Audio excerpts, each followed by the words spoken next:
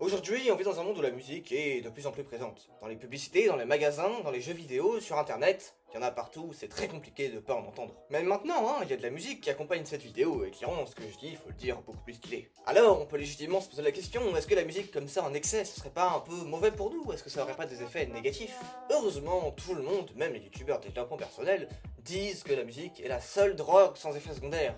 Ouf, alors, on est sauvé. Vraiment? Je te spoil la fin de cette vidéo. La musique, c'est mauvais pour toi. Maintenant, on va voir pourquoi les youtubeurs de développement personnel te mentent quand ils te disent que c'est la seule drogue sans effet secondaire. En plus, ça fera un bon titre de short pitacle. Et pour ça, on va s'intéresser aux gens pour lesquels la musique est vraiment devenue une drogue. J'ai nommé pas mal de monde en fait. J'ai un pote qui se reconnaîtra sûrement en regardant cette vidéo, qui est vraiment accro à la musique. On était partis en vacances ensemble, dès qu'il se levait, il allumait son enceinte, il mettait de la musique, dans le jardin il utilisait son téléphone, même quand on sortait, il avait toujours son écouteur dans l'oreille. Mais il y a une chose qui m'a fait réaliser qu'il était vraiment dépendant de la musique. Et ça, c'est quand il allait se toucher avec son enceinte. À ce moment-là, j'étais dans le salon avec un autre pote, on s'est regardé dans les yeux et on s'est dit qu'il y avait vraiment un problème. Alors, bien sûr, c'est pas vraiment une drogue. Entre être alcoolique et juste être addict à la musique, il y a un gros fossé. Maintenant, le fait est que l'histoire de mon pote, c'est pas un cas isolé. Il y a plein de gens qui, à différentes échelles, sont addicts à la musique. Mais encore, ce serait pas un problème si la musique avait pas d'effet secondaire. Le problème, c'est qu'il y en a. Alors, c'est quoi les effets de la musique sur ton corps?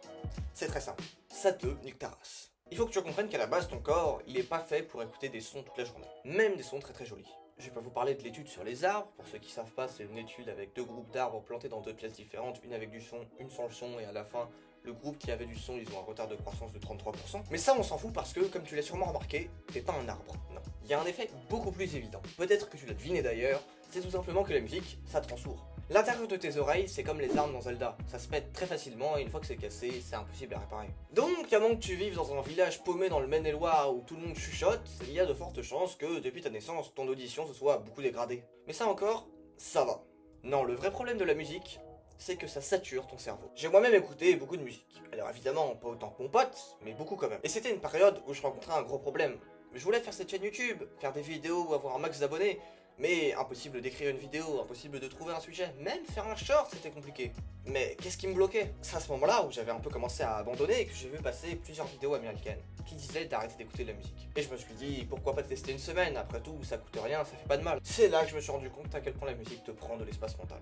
Je pensais que j'allais avoir plus de temps pour réfléchir, apporter de la valeur aux gens, écrire des vidéos, que nenni. Mon cerveau fredonnait en boucle les chansons que j'avais écoutées durant toute l'année passée, des dizaines et des dizaines de fois chacune. Et ça m'a fait très peur. Pourquoi? Parce que tout le monde écoute de la musique. Il y a même moyen que t'en écoutes pendant tes séances de muscu et que tu ne te rendes même pas compte des effets secondaires ou alors qu'après avoir arrêté. Et même si t'arrêtes, si tu fais partie de la grande majorité de la population qui va dans le dev perso, il y a de fortes chances que tu vois juste pas les effets négatifs. Et empêcher son cerveau de penser, c'est très mauvais, t'as plus toutes ces petites pensées qui te rappellent les choses que tu dois faire, et tu peux pas surveiller que tes pensées sont bien en accord avec la personne que tu veux devenir.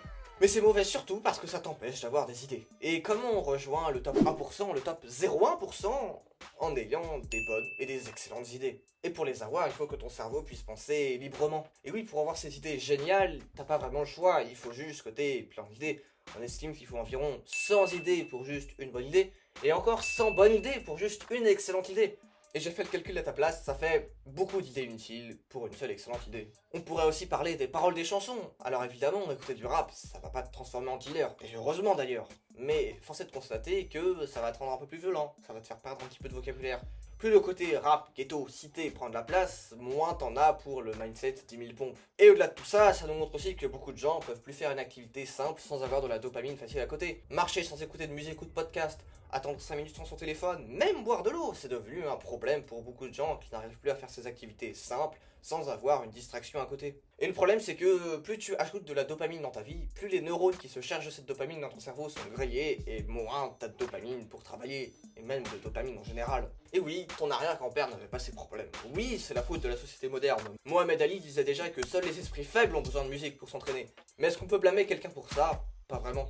Parce que ce que je dis là, même si quelques vidéos en ont parlé dans la niche dev perso, même si dans l'islam, qui est la religion la plus pratiquée au monde, l'écoute de la musique est interdite, ça reste assez nouveau. Beaucoup de gens pensent que la musique peut avoir des effets positifs, et il y en a hein. Mais la dure vérité c'est que si tu veux atteindre tes objectifs, la musique n'a pas sa place dans ta vie. Mais alors du coup, comment on fait pour arrêter la musique sans passer pour un crackhead? Et bah pour commencer, t'es pas obligé de totalement dégager la musique de ta vie. J'ai poussé ma petite expérience un peu plus loin que ce que je vous ai raconté tout à l'heure.